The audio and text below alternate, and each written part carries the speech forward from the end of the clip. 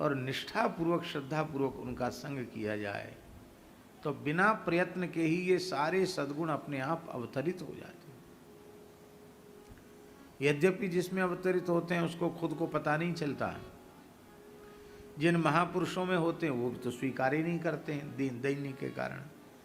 लेकिन जितने दिव्य गुणों की चर्चा हम पुराणों में, स्मृतियों में, धर्मशास्त्रों में, संत वाणियों में कहते सुनते हैं, हमें तो वे संपूर्ण लक्षण पूज्य सद्गुरुदेव श्री भक्तमाली जी में अत्यंत निकट रहने पर दिखाई पड़ते थे। और हम आपको एक बात कहें, बड़ी प्रेरणादायी बात है।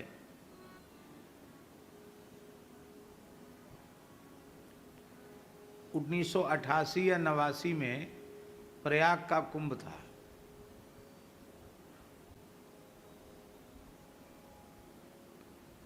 नवासी में था कि 88 में था? हैं? 89 में था। जो भी हो, या 88 होगा या 89 होगा। तो हमने इच्छा व्यक्त की कि हमको भी कुंभ का दर्शन करना है। तो पूज्य गुरुदेव भक्तमाली जी महाराज से मैंने प्रार्थना की, महाराज जी आप चलेंगे नहीं, कुंभ में सब जा रहे हैं, आप भी चलिए, हमको भी दर्शन हो जाएगा। महाराज जी बोले, जो भीड़ में गया सो भाड़ में गया, ना के घाटे में कुंभ मेला में टकसाली साधुओं का काम होता है।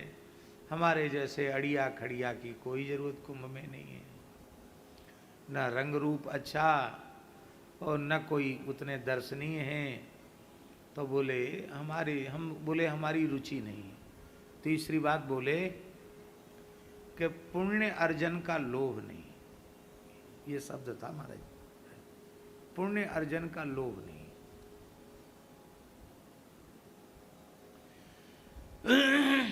इसलिए तुम्हारी इच्छा उत्पन्न हुई है तो तुम्हारी व्यवस्था हम कर देंगे। हमने कहा नहीं, हम तो आपके साथ जाएंगे।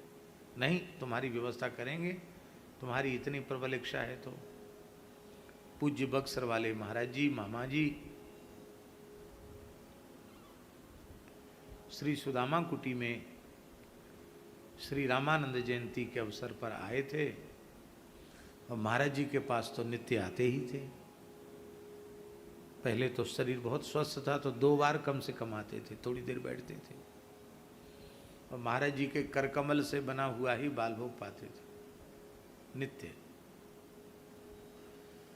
तो महाराज जी ने कहा कि ये इनकी बड़ी इच्छा है पंडित जी की कुंभ दर्शन की। और मामा जी का स्वभाव था सरकार बालक के लिए कोई आज्ञा सेवा ऐसा जरूर बोलते थे। तो महाराज जी ने कहा हाँ, इस बार सेवा बताएंगे आपको। ये हमारे पंडित जी हैं, इनको बड़ी इच्छा हो रही प्रयाग कुंभ दर्शन की, इनको ले जाओ। जो आज्ञा सरकार। अब उनके साथ हम गए। उसमें एक संत और थे, श्री महाराजा श्री जिनको कहते थे, बहुत अच्छे संत थे। और पूज्य श्री महंत श्री अधिकारी श्री हरिदास जी महाराज भी थे, मोहनदास जी भी थे। पहले यहाँ से वृंदावन से चले तो गिरिराज जी में पूज्य पंडित जी का दर्शन किया। दान घाटी पर परम पूज्य प्रातः स्मरणीय पंडित श्री गया प्रसाद जी महाराज का दर्शन किया। हम भी साथ ही थे। साष्टांग दंडोत प्रणाम हुआ, बैठे। तो हमें बाबा आज भी पंडित जी की भाव भंगिमा स्मरण है। ऐसे हाथ जोड़ के बोल रहे थे कि मैं तो कहूँ कहीं आता जाता नहीं हूँ, कूप मंडूक की तरह पड़ा हूँ, पर संतों की कितनी कृपा है, यहीं आके मुँह को दर्शन दे जाए। आहा आहा, ऐसे कह के बड़े गदगद और विह्वल हो रहे थे। और फिर पंडित जी ने एक वाक्य कहा, बड़ा भाग्य है कि ऐसे संतों के दर्शन हो रहे हैं, आगे चलकर संतों का दर्शन दुर्लभ हो जाएगा। हमें आज भी याद है पंडित जी के शब्द, बड़े सौभाग्य की बात है कि इतने संतों के दर्शन हो रहे हैं। आगे समय आने वाला है, संतों का दर्शन दुर्लभ हो जाए। मामा जी ने पूरी बात कही कि ऐसे ऐसे सरकार बालक को वहाँ अरेल में निवास है, वहाँ सेवा है, कुंभ का अवसर है, आशीर्वाद दिया। फिर कोसी आए, 2 दिन कोसी रुके और फिर प्रयाग गए।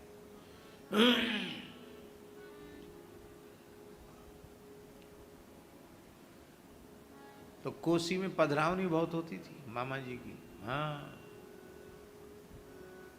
ऐसा विचित्र सत्संग तो मैंने अब तक अपने जीवन में कहीं देखा ही नहीं।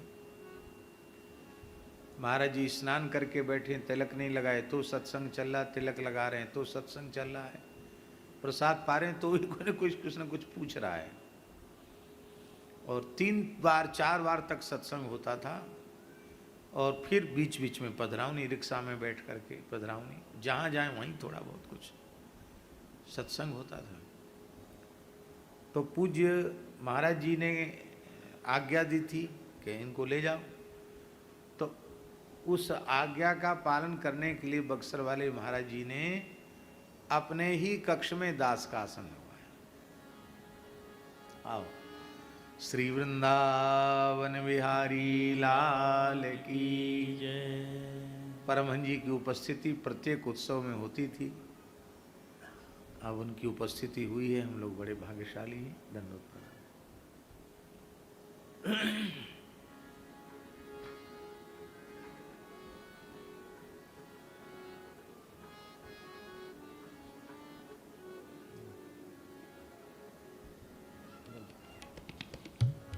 बैठने में सुविधा कम होगी।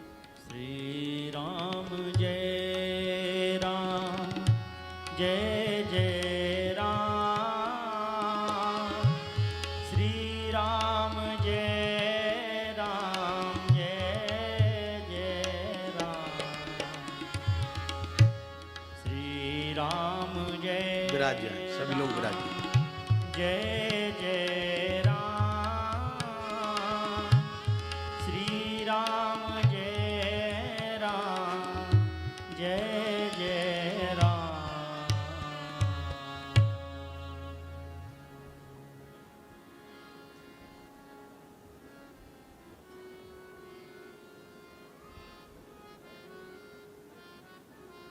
हरिशरणम। तो कहीं पधरावनी में जा रहे थे, हाँ, तो इतना ध्यान रखते, अपने ही कक्ष में आसन,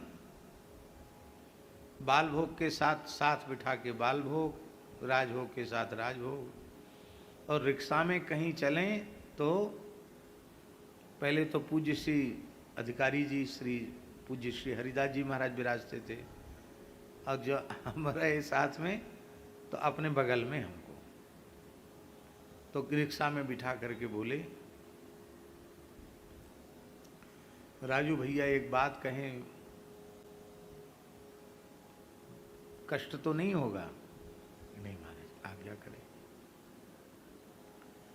बोले, बालक तरसता है पूज्य गुरुदेव का संग प्राप्त करने के लिए, भक्तमाली जी का, और आपको सहज उनका संग प्राप्त है, और उन महापुरुष की सन्निधि में रहने के बाद कुंभ में जाने की इच्छा तुम्हारे भीतर कैसे उत्पन्न? कुंभ में जाने की इच्छा क्यों उत्पन्न हुई?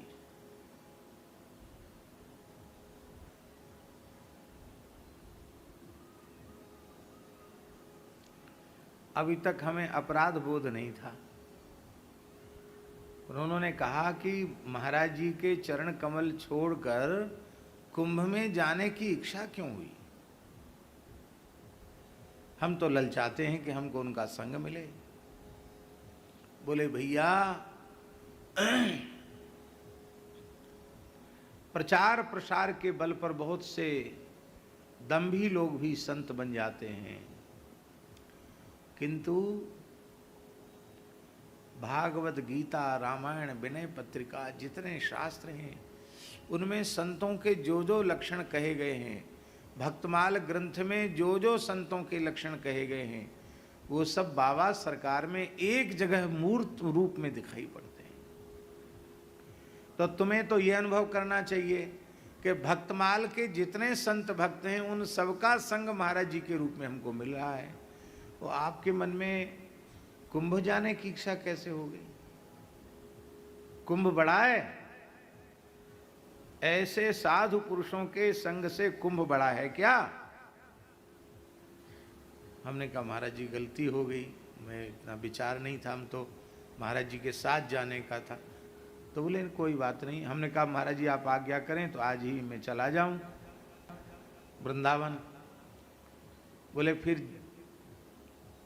दास के ऊपर धर्म संकट आ जाएगा, क्योंकि हमको आज्ञा मिली है सेवा की और तुमको आज्ञा मिली है, तो तुम्हारे द्वारा आज्ञा की अवज्ञा हो जाएगी और मेरे द्वारा भी अवज्ञा हो जाएगी आज्ञा की, इसलिए अब संभव नहीं है। ये तो पहले ही मन में नहीं आना चाहिए था, अब तो हमारे साथ चलना पड़ेगा।